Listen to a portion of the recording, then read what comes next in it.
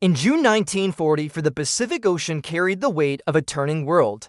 In the early summer of that decisive year, as American forces pushed across the Central Pacific, a massive naval storm gathered around the Marianas Islands. It was in this tense moment before the year would tilt toward Allied victory that a monumental clash approached.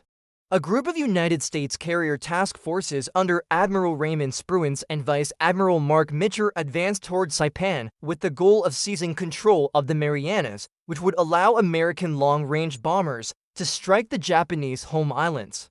This single strategic objective would ignite what history now remembers as the Battle of the Philippine Sea. Before the United States carrier fleet arrived in the region, Japan had already realized that the Marianas were the last shield protecting their empire. The Imperial Japanese Navy sent its mobile fleet under Vice Admiral Jisaburo Ozawa to confront the American advance. Ozawa hoped to rebuild the mythic success of early war operations such as Pearl Harbor and the Indian Ocean Raid by relying on long-range carrier strike groups. Japan believed that if they could reach the American fleet first, they might reverse the tide and halt the relentless United States island-hopping campaign. By June, the American force was staggering in size, with 15 carriers supported by battleships, cruisers, submarines, and a vast logistical network. Mitcher had at his command hundreds of F6F Hellcat fighters, the workhorse of United States naval aviation. These aircraft symbolized America's wartime innovation and formed the core of a powerful air umbrella designed to protect the invasion fleet landing troops on Saipan. Searchable keywords such as Pacific War Carrier Warfare, Admiral Spruance, and F6F Hellcat already fill the historian's records of this moment. Japan's mobile fleet, though visually impressive, suffered from deeper structural problems that remained hidden beneath its decks. Ozawa possessed 9 carriers, but many were manned by inexperienced pilots flying aircraft that were increasingly outmatched by American technology. Still, Japan hoped their long-range strike capability would compensate for their disadvantages. The Japanese High Command considered the Marianas indispensable. Losing Saipan would open the door for American B-29 superfortress bombing raids on Tokyo, and thus Ozawa sailed fully aware that defeat might cripple the empire's defensive perimeter. As the two vast fleets converged, history prepared for one of the most decisive carrier battles ever recorded. The stage was set, the stakes were immense, and the world was about to witness how air power would shape the remainder of the Pacific War. In the early months of 1940, before the thunder of the Philippine Sea erupted, Japan faced an internal crisis far more dangerous than any enemy fleet. The once fearsome Japanese Naval Air Service had been bled dry.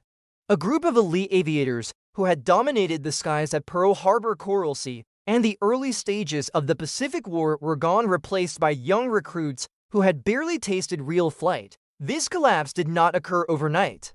It had been building through years of relentless attrition, and by the time the Marianas campaign began, the Japanese carrier air arm was a shell of the force that had shocked the world in 1941. After the battles of Midway and Guadalcanal, the Japanese Navy lost thousands of irreplaceable veterans. These were pilots who had trained in long, rigorous pre-war programs that required extensive gunnery practice, carrier landing mastery, and deep formation discipline. When they fell in combat, particularly in the grinding air battles around Rabaul and the Solomon Islands, Tokyo struggled to rebuild its aviator corps. By 1943, Japan shortened its aviation courses from years to mere months. New pilots sometimes entered combat with fewer than 200 flight hours. Many had never practiced firing their weapons at moving targets. Others had completed only a handful of carrier landings. In the terrifying reality of carrier warfare, these limitations were fatal. Searchable keywords such as Japanese pilot shortage, zero fighter training collapse, and Guadalcanal attrition helped define the historical narrative of this period. Unlike the United States, which expanded its training system across numerous bases and ensured pilots had long gunnery courses, Japan lacked the fuel facilities and time to prepare replacements. The country was fighting a defensive war while its industrial capacity shrank under Allied submarine warfare and bombing. The new aviators who joined Ozawa's fleet were brave but unprepared. The few surviving veterans struggled to hold their squadrons together as the Mobile fleet sailed toward the Philippine Sea. They watched as inexperienced pilots failed to maintain tight formations, drifting away at crucial moments. Some broke radio silence accidentally, others misjudged altitude or overcorrected during maneuvers. The Zeros they flew, though still agile, were outdated by 1940 and unforgiving to pilots without advanced skills. By the time American Hellcat squadrons rose to meet them, the imbalance was catastrophic. Japan hoped determination might overcome inexperience, but the reality of modern air combat left little room for hope. The stage was set not merely for a battle, but for a tragic demonstration of what happens when a veteran force collapses faster than a nation can rebuild it. In early 1944, as America joined the final push across the Central Pacific, a revolution in naval air power was already unfolding. The United States Navy entered the Battle of the Philippine Sea with more than carriers and trained pilots. It carried a suite of technological advantages that transformed modern warfare. At the center of this transformation stood the F6F Hellcat, a powerful fighter engineered in direct response to early encounters with the Zero. The lessons learned in 1942 and 1943 became blueprints for an aircraft that would dominate the Pacific skies. The Hellcat combined a rugged airframe with a massive Pratt & Whitney R2800 engine, which delivered the power needed to climb quickly and maintain energy in combat. It carried heavy armor plating along with self-sealing fuel tanks that protected pilots from catastrophic fires. 650 caliber machine guns gave it formidable firepower. Searchable keywords such as F6F Hellcat designed Pacific War aircraft, evolution, zero comparison, and naval aviation innovation continue to inform historical research. This machine was designed not only to counter the Zero, but to outperform it in every area that mattered in prolonged combat. Yet the Hellcat was only one piece of a larger technological web. Radar changed everything. The United States fleet possessed advanced air search systems capable of detecting Japanese raids at extreme distances. This early warning capability allowed fighter direction officers to guide Hellcat squadrons into perfect intercept positions. The technique was so refined that American pilots often dove on incoming formations from superior altitude, with the sun behind them, taking advantage of energy tactics that the Zero cannot counter. American radar information flowed through organized communication networks that linked ships, task groups, and fighter controllers with precision. This fighter direction system was an innovation unmatched by Japan, whose carriers lacked long-range radar and whose pilots often had limited radio discipline. While Japanese aviators relied on visual spotting and loose formation flying, the United States Navy controlled the aerial battlefield through the combination of radar surveillance and carefully coordinated interception.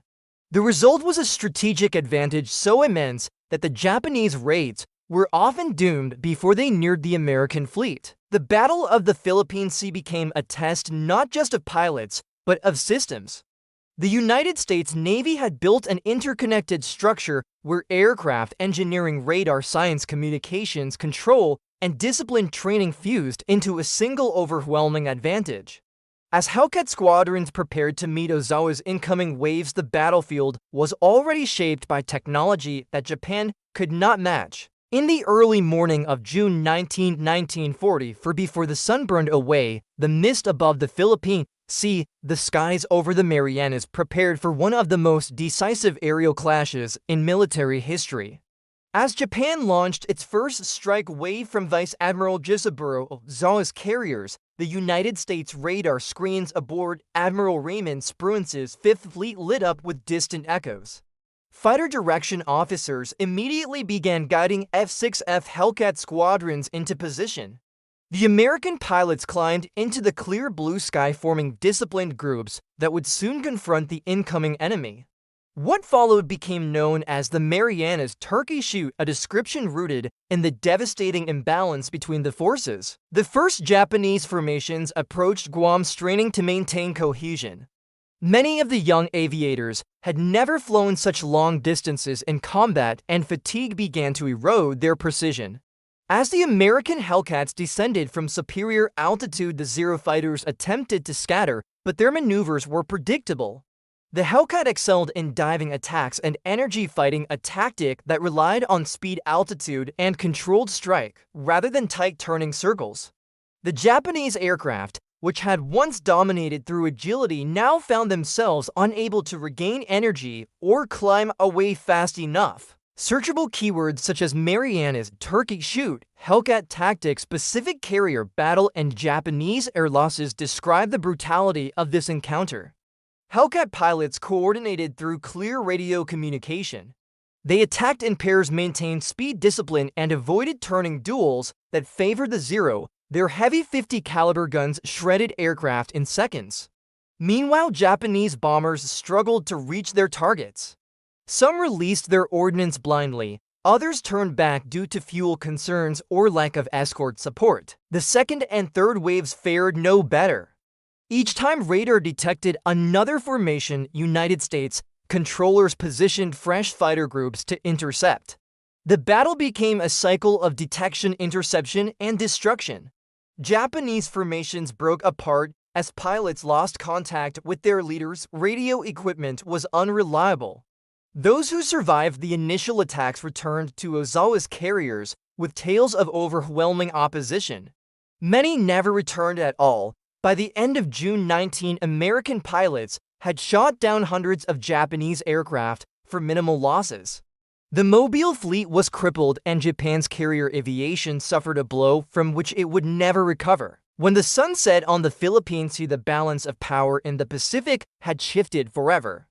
The F6F Hellcat, its pilots, and the systems that supported them demonstrated how training, technology, and discipline could decide the fate of nations. The Marianas Turkey Shoot marked the collapse of Japan's carrier air arm and cemented American control of the Central Pacific.